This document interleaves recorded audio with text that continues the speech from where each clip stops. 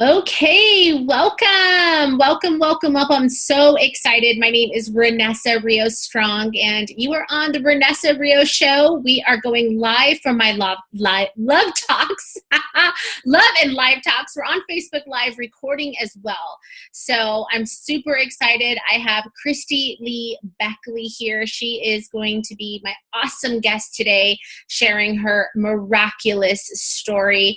And I have so much love and appreciation for this woman and her humbled beginnings to where she is now. And I think that I know a lot of the listeners and a lot of the people that are on and watching this on Facebook Live, YouTube, all over, understand kind of going through a hard time growing up, sometimes not having everything, sometimes, having a very hard background. I know myself. There was times in my background that we were homeless as children. So there was a lot of things happening in my own personal life. But when I connected with Christy Lee, I was just astonished. The woman's love and light that you can see on this video, her smile, her eyes that just show so much love and compassion do not match the background. Christy Lee is going to be sharing with us a little bit about her background where she was sexually abused as a child, unfortunately, by her father. There was also a lot of inconsistencies with her mother and so many other things that she's going to be going into, from suicidal thoughts to toxic relationships to now living a very inspiring and thriving life. And Christy, this is your first time sharing your story. And I'm so thankful to be a part of sharing this with you. I'm honored to have a platform that can inspire so many other women that don't want to touch base, or even women or men that don't really want to connect with potentially a background that has caused so much pain for them. What inspires you to share that now? What is new for you for that? I think the most inspiring thing is just to give the pain and the shame a voice that I've carried so long, and just to open that up and not carry it as this ugly secret anymore. Just since I started sharing just little bits and pieces here with my family, I've just found out so much in my family that's happened, and how so many of us hold on to so much shame. And it causes it to keep repeating. The pattern just keeps repeating because we don't feel like we have a voice. We hide from it instead of embrace it as who we are. I wouldn't give up anything, of who I've been or where I've been, because I wouldn't know who I would be today. I love myself today, and I love my life, and I wouldn't have this life if all of that hadn't happened. So I feel like really embracing everything and embracing all of my story makes me more human, and it helps me connect with other humans really deeply. And I love that about life. That is so good. Now, can you kind of share with me a little bit about, you say this painful past. I think people should really understand, because like you said, sometimes we tend to overlook it, right? Like we tend to go, I catch myself sometimes doing that, where I kind of talk about it, but not really give exact, I keep it a little bit more secretive, or it's just a dark part of who I am. And sometimes I kind of go, I don't want to share that because it was a hard time for me in my life of things that I have gone through. So when it comes to you, what is it that, in your background that was the hardest time for you? What was that like for you?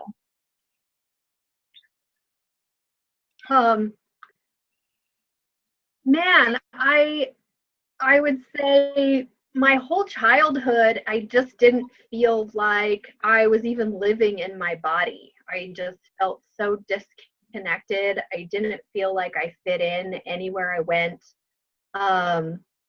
And, it was hard to connect with my parents. My mom was gone. I was always worried about her,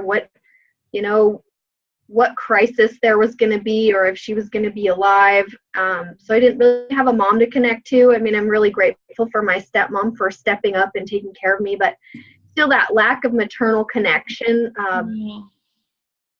had such an impact on me that I didn't realize until I was older. And not being able to connect with my dad, he molested me at age 7. And so it was like always this this ick that I felt about myself, and always questioning, like, well, what about me? What am I doing that I caused that, or that I allowed that, or that, just all those things that we tell ourselves. And so it really put a wall between me and relationships with other people, because I always felt like I had to watch what I was doing, or watch what I was saying, or watch how I was being. But at the same time, I wanted love so much. Like, I just wanted to be loved. So I was always chasing it. So I was chasing it in just really terrible ways. I was going after the boys that needed fix, that I felt like, oh, I can fix them so they'll love me. So it was always, gangsters, or just really troubled guys that really didn't, maybe they gave a crap about me, I don't know, but they just weren't present. They weren't able to love me. But so I was always, felt like I was being more sexually promiscuous, because that's my first association with love, is this man that loves me. That's what I had to offer. And so that's how I displayed my relationships. That's all I felt like I had to offer. Yeah, I know that's a big deal when we confuse our body as the reason to love us. And I'm sure that was pretty early on, when your own father used your body in a way that was, in a horrific process, in a horrific way. At 7 years old, how do you process that? Like, my body is something he wants. And so versus my being, that love, that connection. Right. So, and then growing up, it wasn't something that I could share, because it was like, if I share this, I felt like I wouldn't have a family. It was like that. My survival was based on me keeping that secret. Because I just knew, like, if I share this, my family will fall apart. And I think that's the case in a lot of families. That's why, people go to their grave without saying anything, because it's scary what's going to happen on the other side of that. And at the same time, it was hard, because I loved my dad. It's hard for me to say that, because I feel like, how dare I love somebody that could do that? But I loved my dad. It happened once, and I'm not making an excuse for it. Especially the more I get older, I finally came to the conclusion, like, man, he really should have gone to jail. But he did so many things that I know that he spent his whole life trying to make up for what he did. And as an adult, I found out by sharing the truth, how much pain is in that family. How much, not that everybody that gets abused goes on to abuse other people. So it's definitely like, I'm not giving him a free pass, or anybody a free pass. That's the hardest thing about claiming my forgiveness, is like really wanting to strongly say, like, I'm not giving anyone a freaking free pass. Yes. But also this pattern goes back. And so when I'm able to look at it from a place of compassion, it's just like, my heart just bursts open with, like, man, how do we stop this? Like, how do we heal this? I can't fully hate him. I can't fully hate the monsters, because the monsters are just really hurt people themselves. And that's something that I've carried, and it's been the hardest part of my life. It's got me into some really bad situations, but it's gotten me into some really, really great situations. It's just made my heart burst open so much that I can love people like nobody else, man. I can, it's like, it makes that unconditional love and that strength and that all those things that are just words, it makes them tangible. It makes them a really deep human experience that I get to live. Amen. Otherwise, I just reading those words words and those feelings on a piece of paper and wouldn't have any idea what they mean. So I'm really grateful for those experiences. And thank you so much for sharing. I know that a lot of people that are listening to this, and especially on our podcast, that can't see the video, that this is a tearful time for Christy Lee, that she is opening up, and that these emotions, as much as love is there, it's still a very raw time. It's still very much a part of who she is, that as she experiences these things, as you're experiencing these things and sharing it, I can feel the love that you have had to choose, right? Because I think that that's like the biggest thing, is so many people that are going through hard times or have dealt with a very hard past.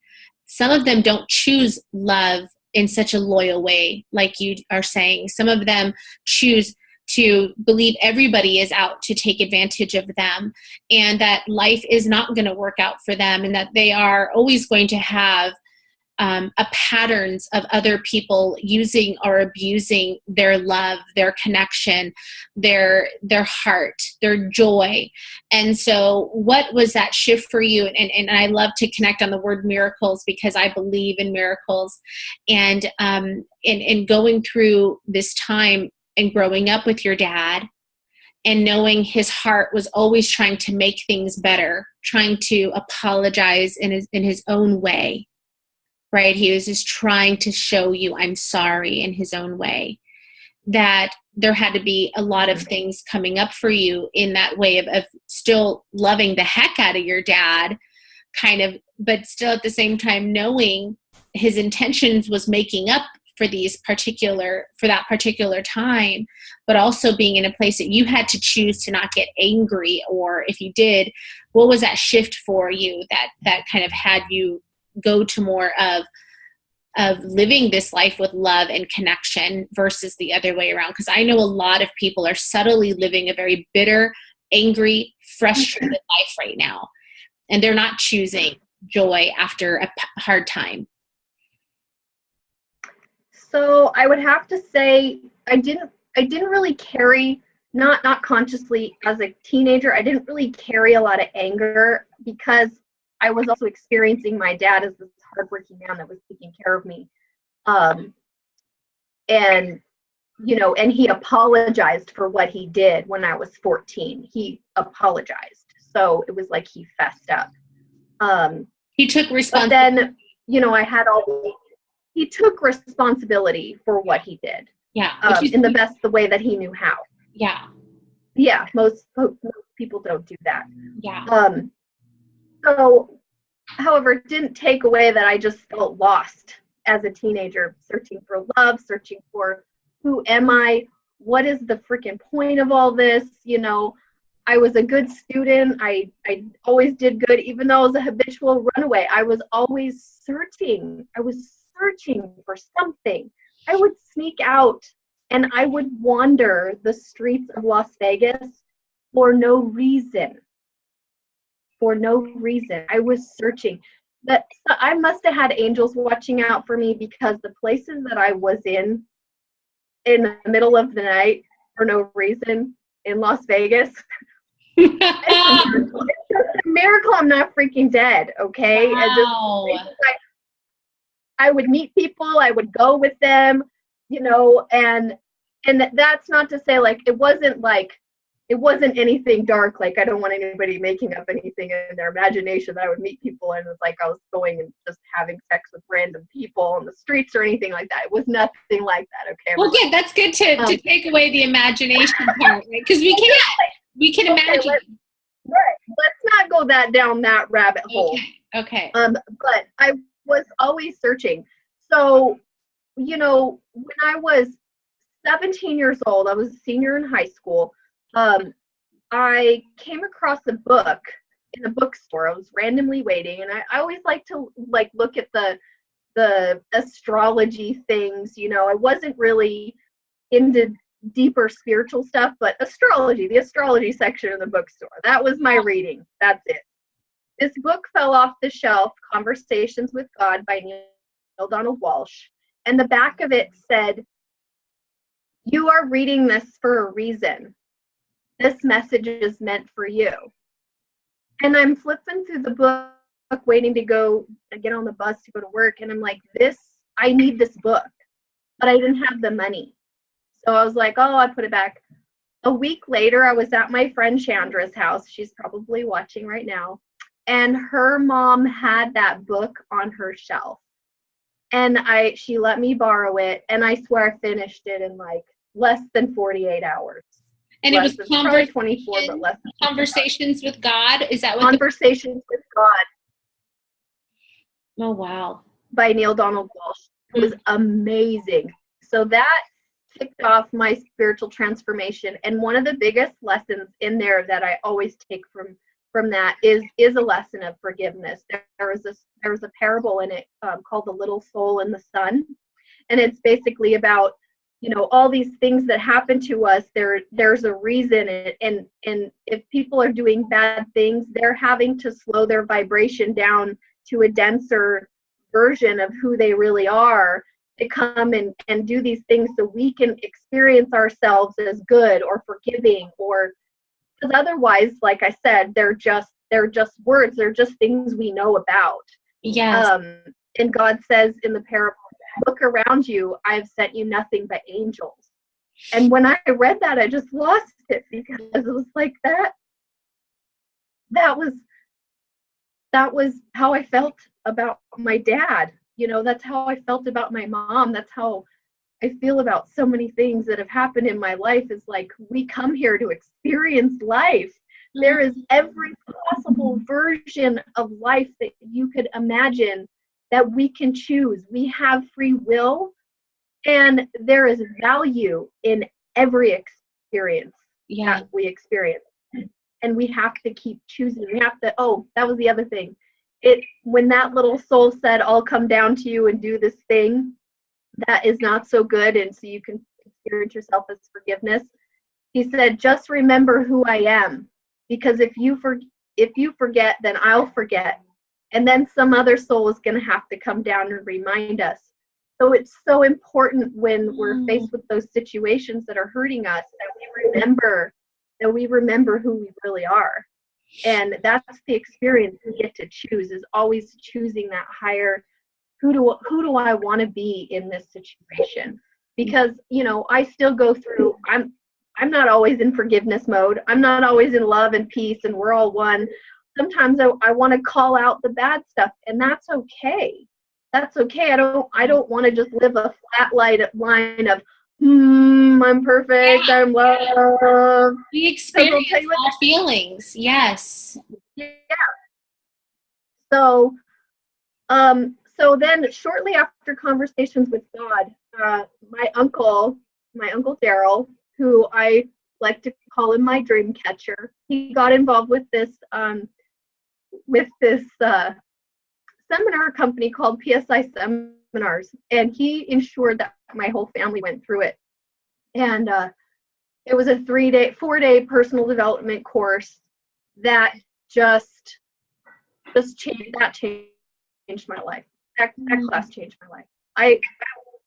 People that have come in my life since then, the connection that I had with myself by taking that class, it was like in that class, I got that I have an effect on other people, and that I can empower other people. When I see somebody on the street, if I smile at them, I can change their life. Like that it sounds like such a small thing, but to realize how much power is in that.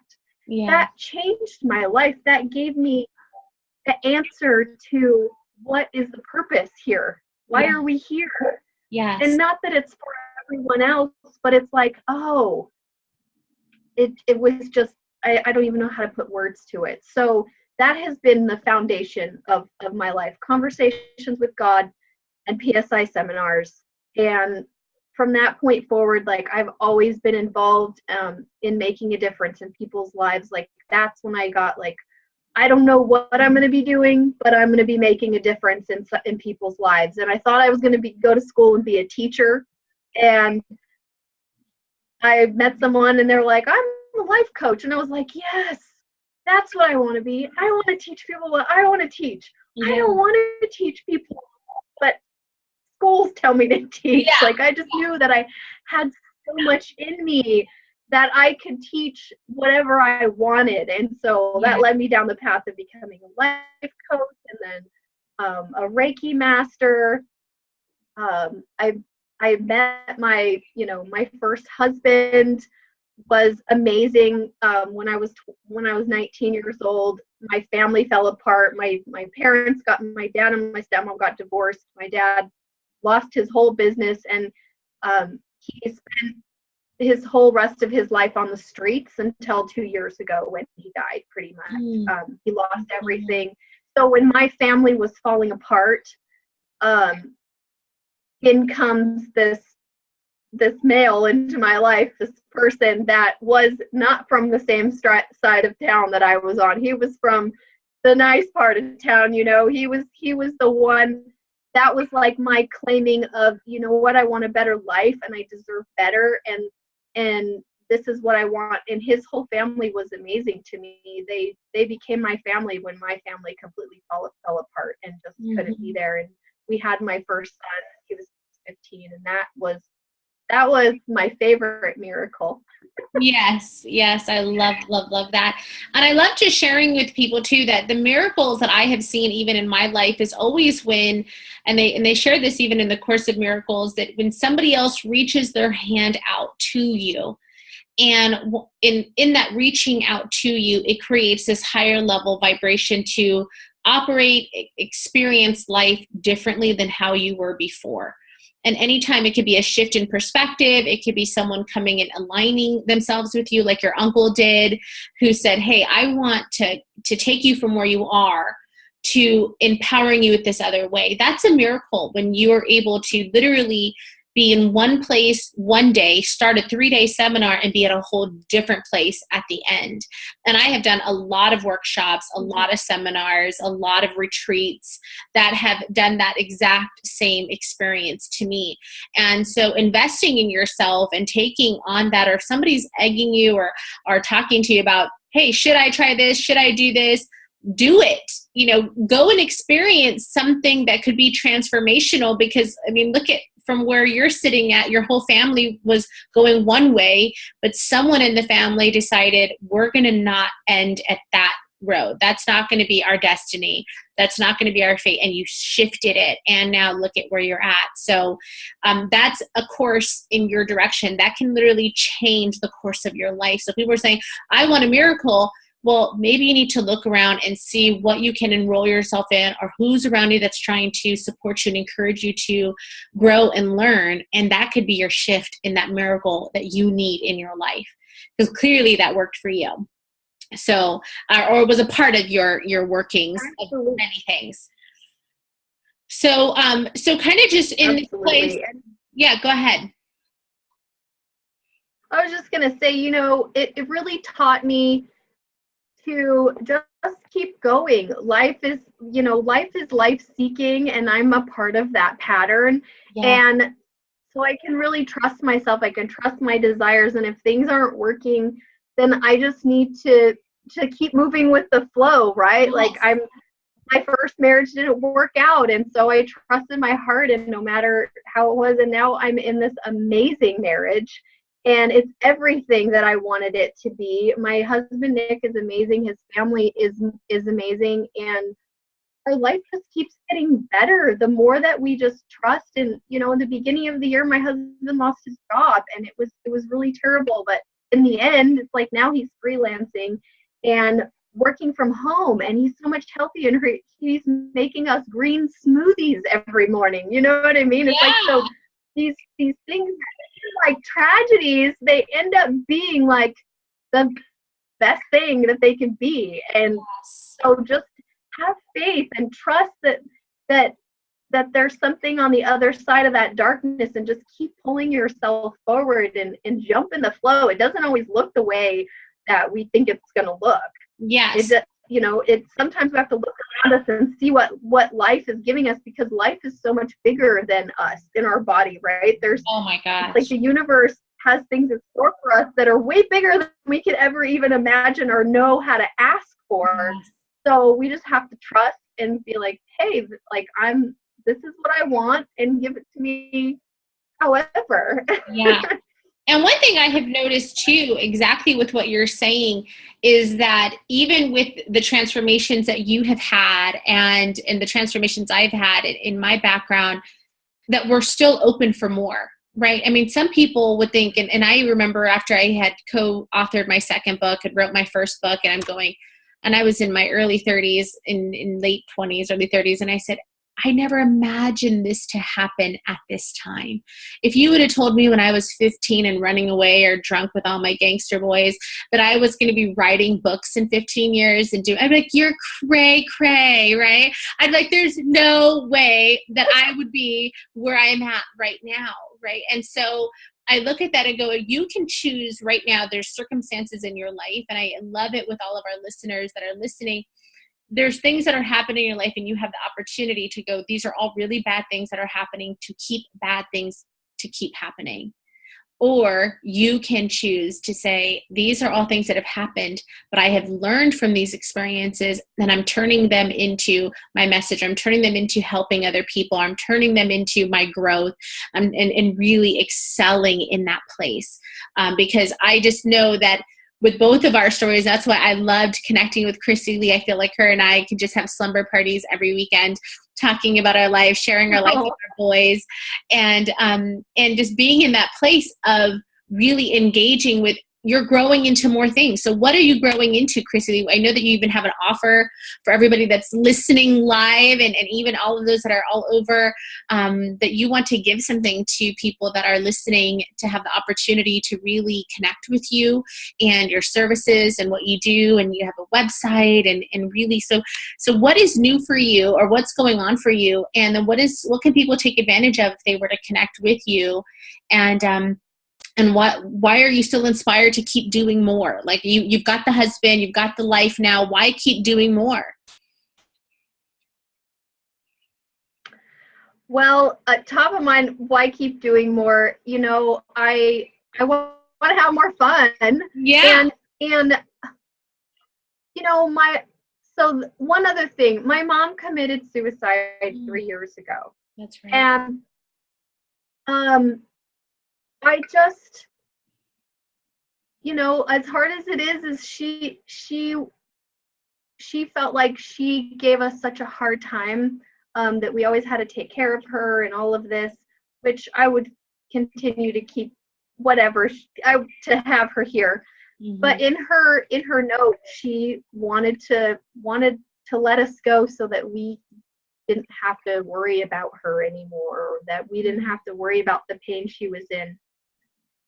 And, I can't help but have that fuel me to just want to make the most of how she saw me, and what she saw in me, and what she saw possible for me. And I just want to I know that me growing has inspired my two brothers to grow. Wow. And they've just been a source of that. So I just want to keep moving forward and keep moving my family, all of my family forward. That's what inspires me, and to help other people do the same thing. I love that. I love that. So going back to having more fun, I have had I teach Reiki, and those classes have been going amazing. And I want to expand into having a retreat in Sedona. And also, yes. It's been something on my list for quite some time. I used to go there all the time when I lived in Las Vegas. I am also starting up a coaching program called the Quantum Creator Boot Camp. And it is a monthly program where everyone in the group gets to, it's kind of like a video game. You get to choose the character you're going to be, and you get to go after your goals as if you're this character in this game. So it's like you're choosing your challenge, you're giving all the qualities of yourself, you're setting that up as yes. a character. So you get to identify with this character and create a new playground of reality for yourself, basically. Not so basically. So that's awesome. Huge. I love it. That's a lot of the work I do. I do a pretending to intending. So it's, I love it. I love it. I love that. The other thing that I'm doing is I have a website. It's a directory website called City Soul Surge, and it's a directory of spiritual centers, healing practitioners, just anything that we can find, our tribe, our spiritual tribe, our wellness practitioners, and it's a global resource. So my goal for that is for it to be the first thing you go to whenever you're going to travel to find your spiritual tribe or your places to go. So for anybody that's right now, the listing is free. So it's citysoulsurge.com. That's awesome. Any practitioners or spiritual centers. Yeah, Soul Surge. Surge.com. Yes. Okay, awesome. And then the what other is thing that, so my website, my healing website and coaching website is soulsurgehealingarts.com. And if you go to soulsurgehealingarts.com / more to life discovery call, you can schedule a 30-minute session with me where we will go through and just identify what is it that's more to life for you. What do you want to create in your life? What are the miracles that you are waiting to be lived through you? I know a lot of us, we have so much inside of us, yes. and we just keep procrastinating and feel like we're not enough. So I made this my profile picture today, and it says, I am enough. Yes. I love it. Because I have so many projects that are amazing that I have been keeping all locked up. I've been hoarding them, and I keep creating them and not sharing them.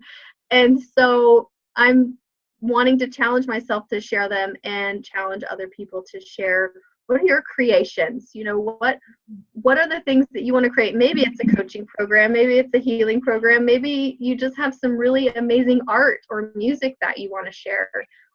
You got to take authentic action towards what those things are. What is more to life for you? I have this saying, it's like sometimes we get to that place where we're silently screaming, oh, there's got to be more to life than this. And I've been in that place so many times. And the answer is taking authentic action towards our goals and our dreams. And, yes. I've been doing that more instead of waiting. It's like I wait for so long because, for all those silly reasons. And what I've been realizing recently is just jump in and take the action. I don't know where it's going to lead. It's going to be scary. I don't know what I'm going to say on this live call. Yes.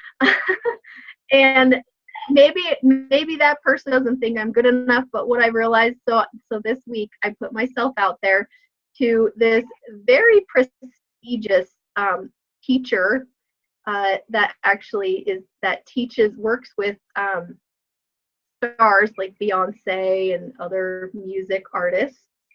I put myself out there for him to be my client, and thinking, oh, well, maybe I'm not, I don't know enough or anything like that. And I put myself out there. He is thrilled.